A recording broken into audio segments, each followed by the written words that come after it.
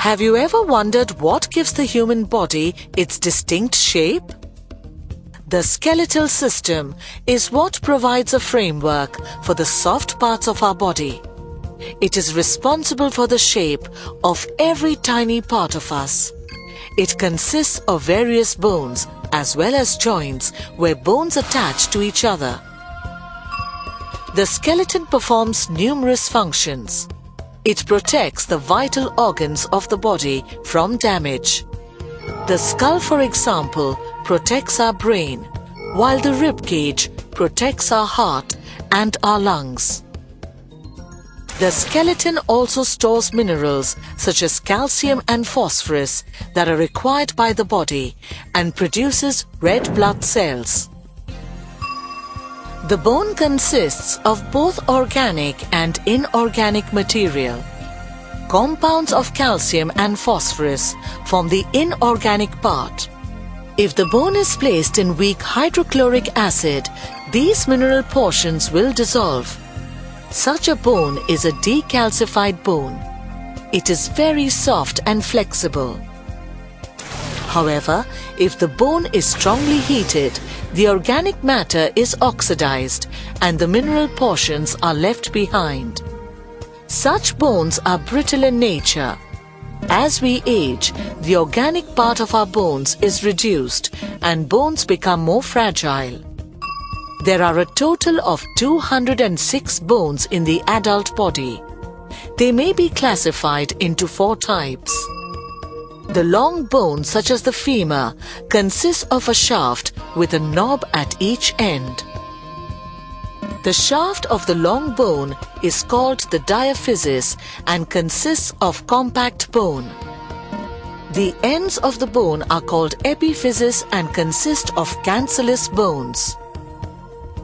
The long bone is highly calcified and consists of bone cells or osteocytes arranged in concentric rings. The external surface of the bone is covered by a membrane called the periosteum. It is richly supplied with blood vessels.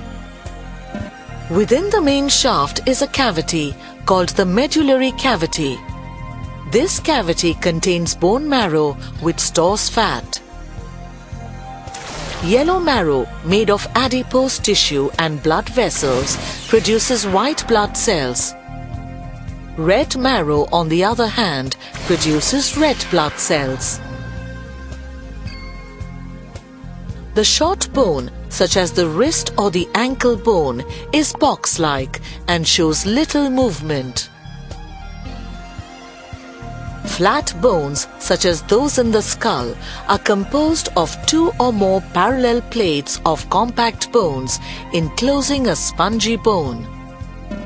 Irregular bones, such as the vertebrae, vary in the amount of bone tissue. The axial skeleton includes the basic framework of the body. It consists of the skull, the vertebral column, the ribs, and the sternum. The skull is the skeleton of the head. The upper portion of the skull is known as the cranium and consists of 8 bones. These cranial bones surround and protect the brain. The lower part of the skull consists of 14 facial bones. The upper jaw is known as the maxilla, while the lower jaw is known as the mandible. With the exception of the lower jaw, all the parts of the skull are connected by joints known as sutures. The posterior part of the cranium contains a large hole called the foramen magnum, through which the spinal cord, after emerging from the brain, continues into the backbone. The vertebral or spinal column is what we commonly refer to as the backbone. The backbone provides strong yet flexible support for the trunk of our body and is an integral part of the skeletal system. The vertebral column consists of 33 ring-like bones called vertebrae.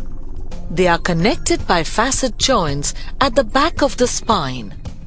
These joints allow movement between the bones of the spine. The vertebrae can be divided into 5 main regions. They include 7 neck or cervical vertebrae, 12 thoracic vertebrae,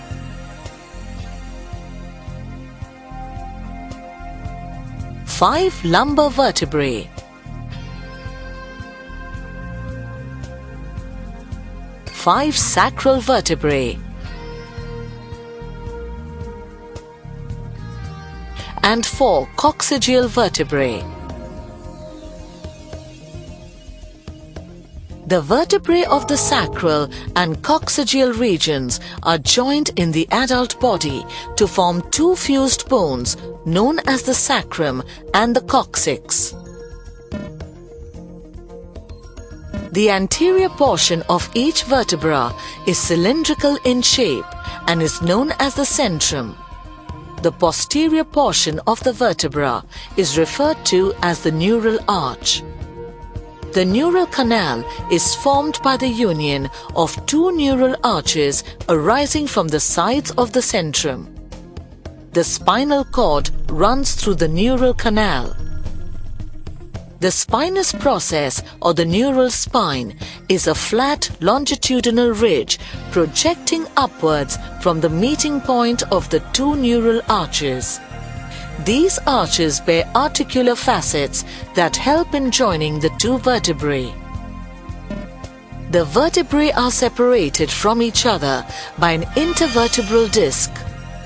This disc acts as a cushion and helps in absorbing any shocks. Let us take a closer look at the vertebral regions of the backbone. The first 2 vertebrae at the top of the spine support the skull. The first cervical vertebra is called the atlas, while the second cervical vertebra is called the axis. The pivotal joint between the atlas and the skull allows us to move our head in different directions. The thoracic vertebrae have long spinous processes which are directed backward. Each of their transverse processes bears on its extremity a facet for articulation with the tubercle of the rib. Lumbar vertebrae are the strongest vertebrae.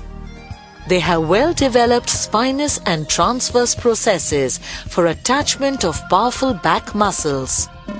The hip bones are articulated on either side of the sacrum, while the coccyx represents the rudimentary tail of the human body.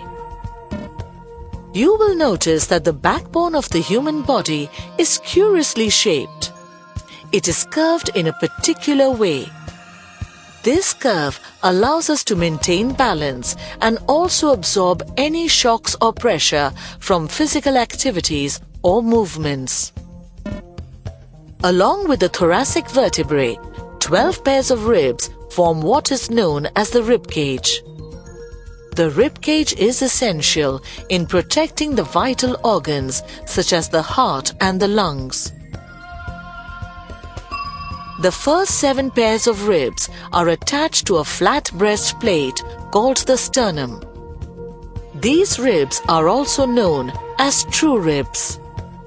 They are attached to the sternum by means of costal cartilage. The costal cartilage of the 8th pair of ribs are known as false ribs. The 8th, 9th and 10th pairs are united to each of the cartilage above it.